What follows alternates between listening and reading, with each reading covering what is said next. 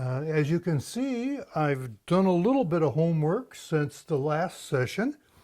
All I did really was just take and smooth out a little bit the real rough edges that I had on the blanks. And I finished the head and put the eye point positions in there. And the first thing we're going to do today is do a little sanding. Now, you see that there's quite a bit of sawdust coming off. I find that every time I sand a bird, there's always some places where I didn't take off enough wood, and I go back and take off some more wood. But after I get it to where I like it, then the next thing would be the underpainting. Okay, you can see the sanded side. This is the side pocket feathers with that hump there. This is the back feathers. These are the cape feathers. These are the coverts for the tail. These are the tail feathers. And you can see underneath how the rump is shaped.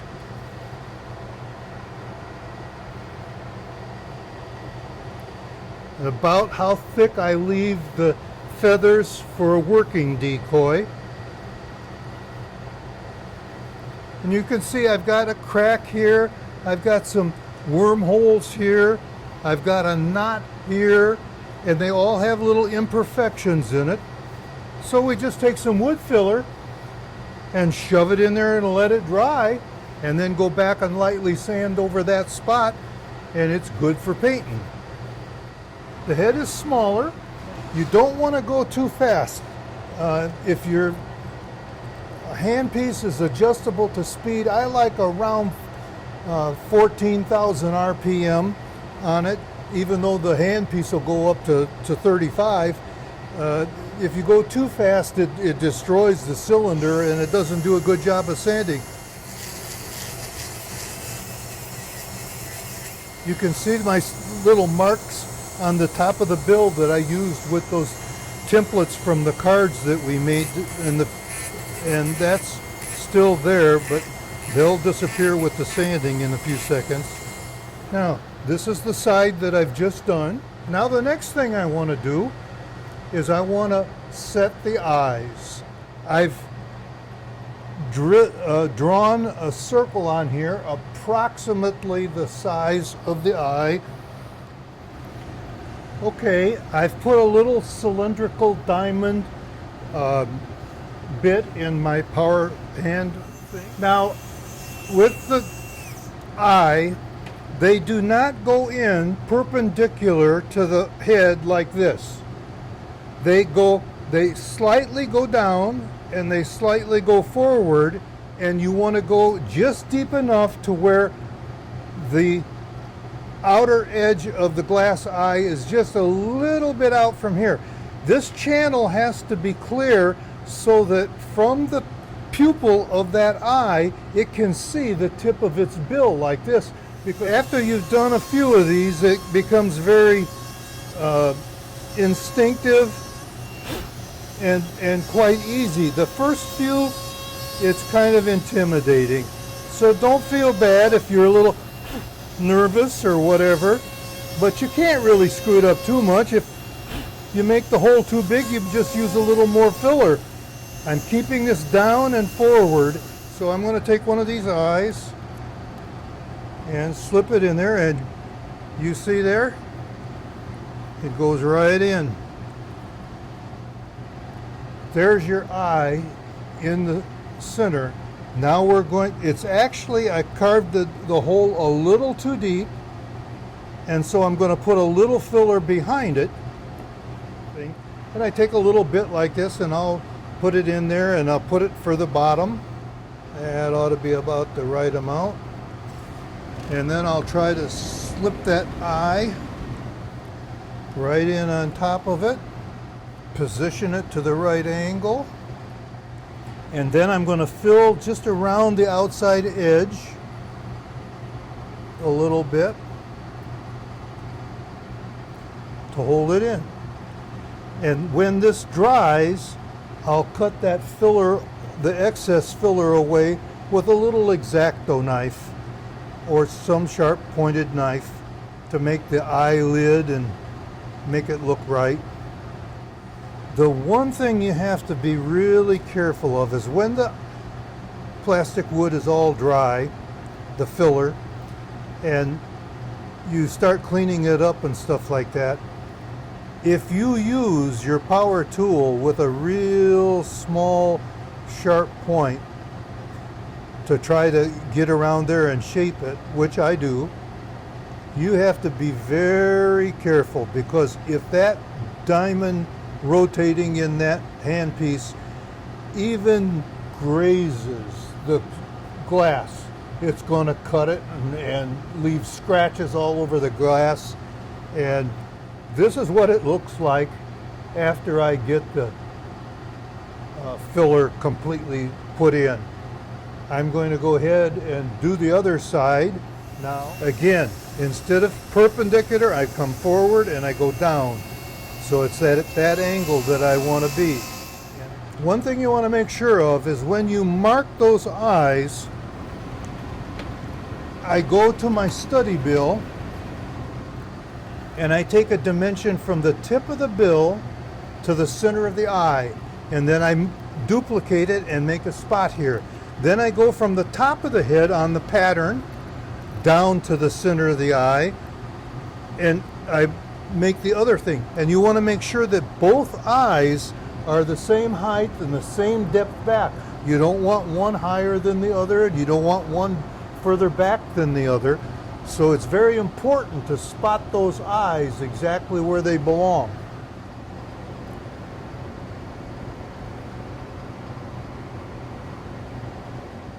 So now we got both of our eyeballs in and drying, and in about an hour or so we can go in and start cutting it and opening it up. And this is the way it'll look when it's sitting on the bird. I was going to show you as I filled the eyes how I fill the holes, but you see on this flaw here we got a crack, so I put some of that in and just shove it down in there good. Okay, I think I've filled all of the cracks and the holes and stuff, and I just dab it on and dab it in and let it dry and then sand it off, and it looks, you can't even tell it. And we're going to try to pick up where we left off last time and open up the eyes and clear the stuff away. I'm using a little X-Acto knife, and that knife is not going to hurt that glass if you don't put an excessive amount of pressure on it. So I'm going to start out by opening up and cleaning off the filler, the plastic wood, off of the eye, and I invariably will have to go back and add a little bit where there are some holes or voids, or maybe a chip will come out that I don't want. Each bird can have a little bit different shaped eye opening, but typically they're round with a little bit of a point down toward the tip of their bill. Now you can see that that one's fairly well opened. Okay, now we're going to clean up around the eyes a little bit. I'm using a pointed, small diameter diamond burr in my grinder, and I'm cleaning up all that excess filler that I had there and creating just a little hint of an eyelid around. I'm not going to get close to the glass because this will really scratch it in a hurry if you do. And if you do scratch it, the only thing that I've found that actually somewhat hides the scratch is if you get a little teeny bit of clear liquid nail polish and put it on with the tip of a toothpick in the scratch, it will sometimes do a fairly good job. Okay, our next thing is to start painting. But what we want to do is just basically get the white areas white with the undercoat and the dark areas dark with an undercoat. But any good type acrylic paint is fine. I use a glass piece that for my palette it's easiest to clean up, and I can use it over and over again. I'm just going to squirt out a little black to start with. As you can see on the duck, on the head, most of it, all of it is dark around the edges except the top. And so I kind of draw in a piece or picture of where I want it to be, and I'm going to say I want it to be white about like this, up over here on each side. And you don't need to worry about getting it on the eyes, because you can take it off the same way with that X-Acto knife. This is that little throat patch underneath there. Of all I want to do is get the dark underneath. You can see I'm just putting the outline of the black.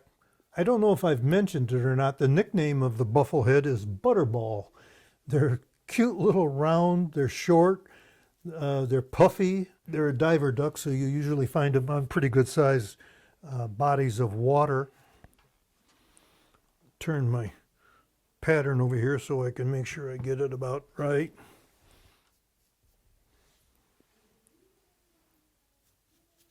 Yeah, that'll do for now. Now, when it comes to the white, one thing you very rarely ever want to do is use any titanium white, because it is so white that when you put it on, it'll look like chalk. Even though things look white, they're typically an off-white. And if they're up against a dark, like this black will be in a lot of different things, you can get away with quite off-white before it doesn't look pure white, even when you use it. One of the things I like is a milky white. If you see this color of milky white versus a pure titanium white, it's got a yellowish tint to it, but when you put it on the bird, it sure doesn't. Okay. And again, this is all just an undercoat, because it is an easy bird to paint, and it doesn't take a lot of finesse in blending colors. I'm going to make some gray up here.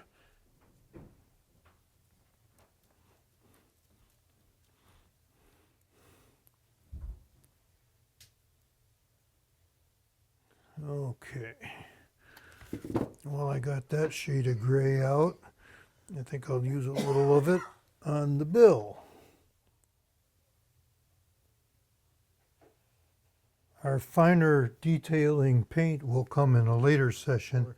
You can see here, eventually we'll have all colors of iridescences on there, and I'm going to dab a little of this black on to coat the nail here too. Both the top nail and the bottom nail. The tail feathers are a little darker gray, so I'm going to add a little more black to that and then do the tail feathers.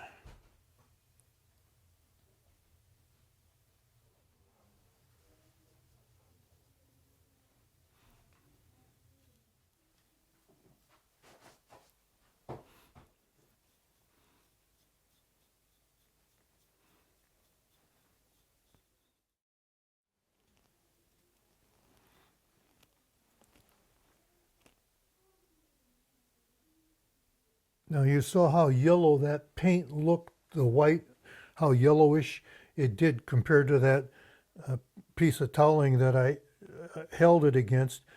But yet when you put it on next to this black, it looks very white.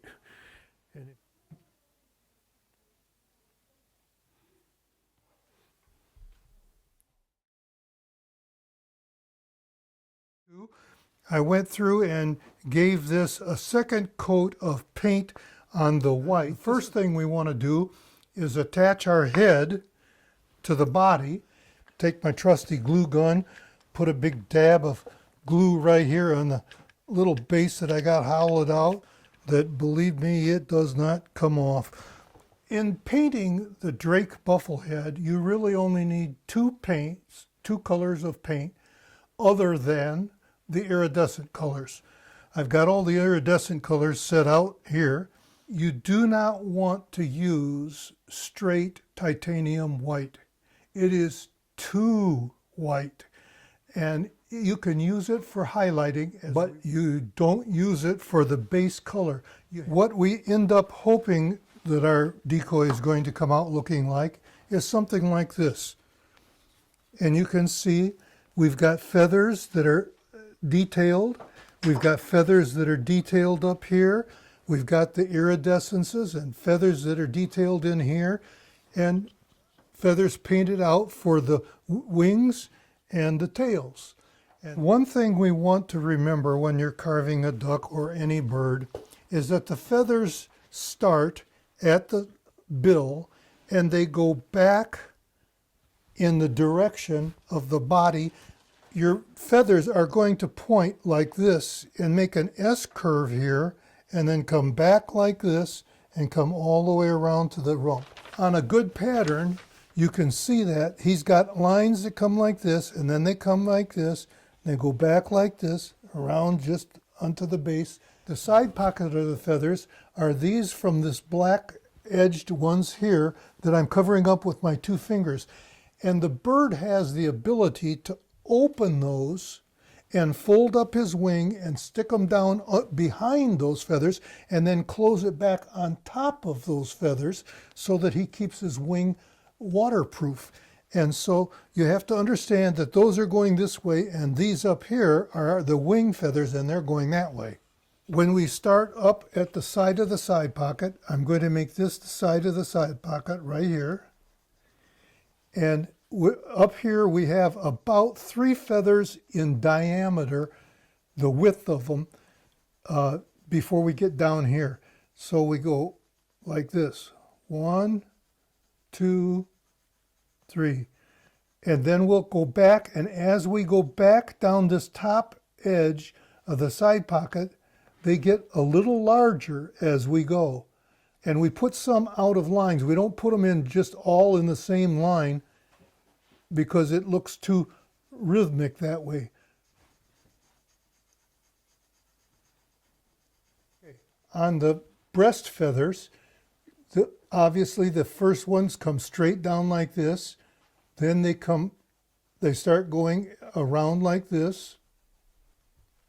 The flow of the feathers, the direction of the feathers.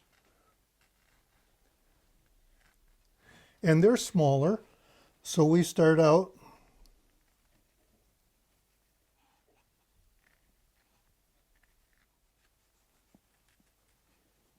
up.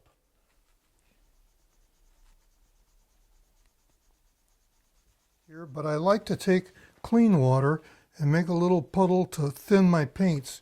You don't use the paint the same thickness that it comes out of the tube. I'm going to get my brush a little bit wet, thin my paint out a little bit, and then I'm going to go in here and I'm actually just going to take and lay it down and pull it back like this.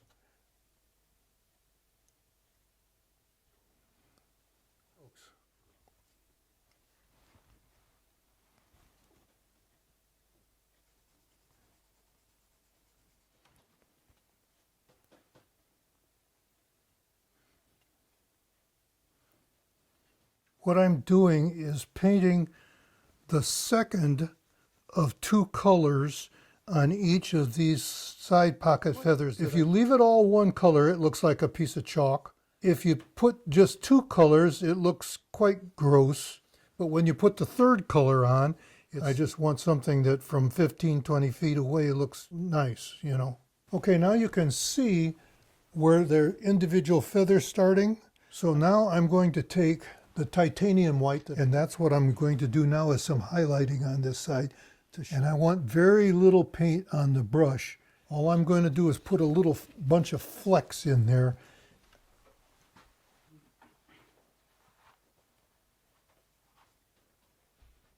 on the outer edge. I'm going to go in and paint a few veins in those feathers now.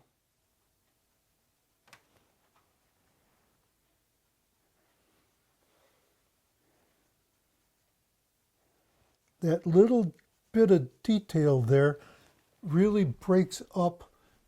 It doesn't show so much on when you're painting the same color of feather on top of each other, but where it meets the other one, if you put that little ragged edge on it, it makes it look very much realistic.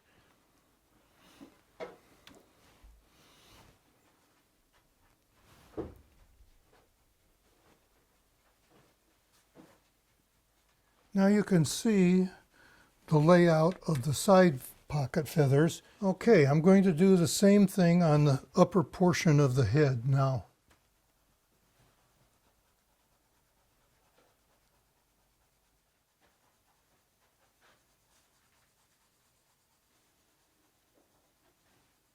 Now you can see the side of this painting where I've got the first coat on, and now I'm going to the titanium white and highlight it.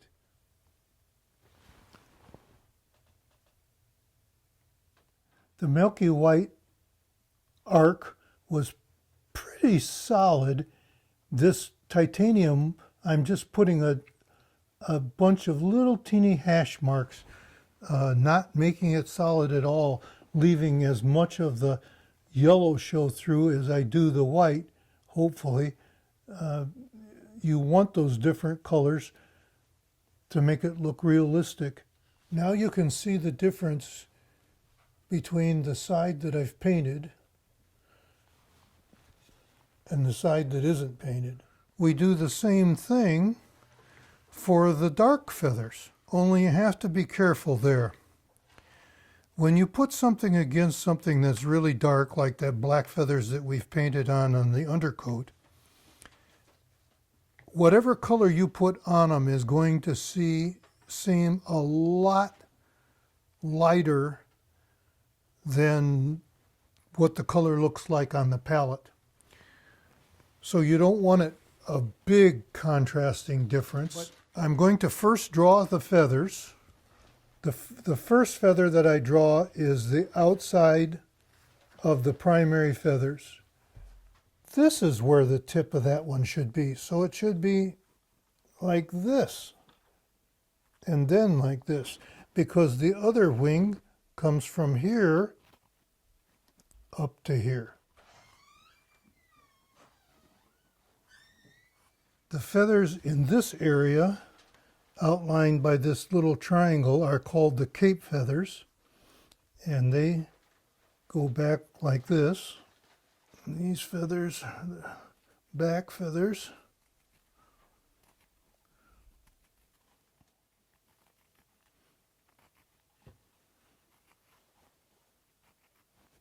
get some tertials in here.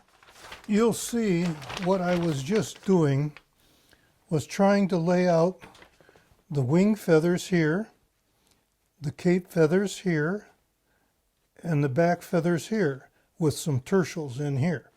Now I want to try to get a gray that I can use for highlighting. If I put anything close to white on there, it's going to be way too light. So I'm going to take this and do a little mixing here.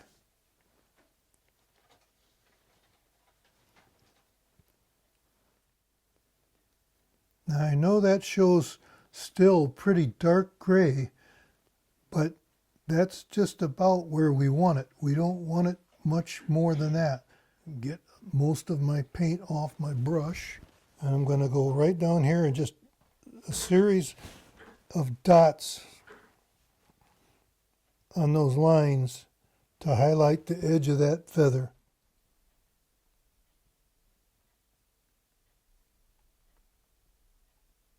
Again, you don't want to pull a straight line down there. That just doesn't look like the edge of the feather. You want to put side little jagged dashes to indicate the edge like that. And then you can pull a straight line just for the vein of the feather.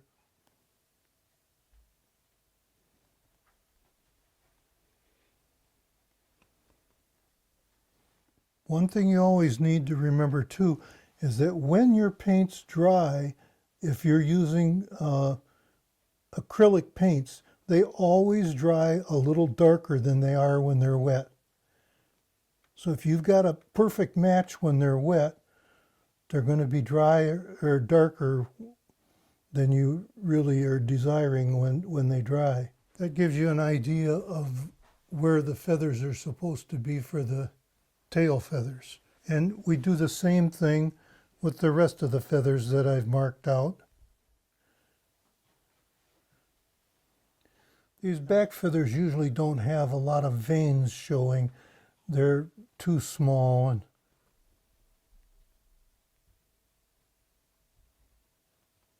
it's time to put the little highlight on the side pocket feathers. You'll see this on the side pocket feathers. The outer tips are actually touched with just a little bit of black, and it really makes them look neat. And that's the way they are in nature.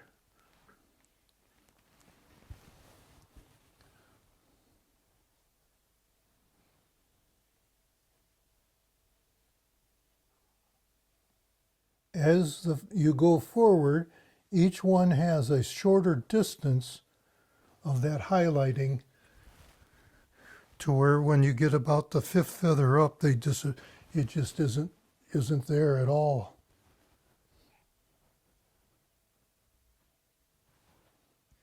Okay, now we can go in and do our detail work on the bill. We have to put a nostril in. We have to make sure that the nail is painted properly, which on the undercoat I didn't do. So we'll do that first. Like so. And then I like to put just a little bit of paint right along the edge of the bill where it's raised. Typically gives it a little detail there. Make that underneath there a little shaded. They have little wrinkle lines in their bills right up where they join the feathers. I'll paint a few of those in there like that.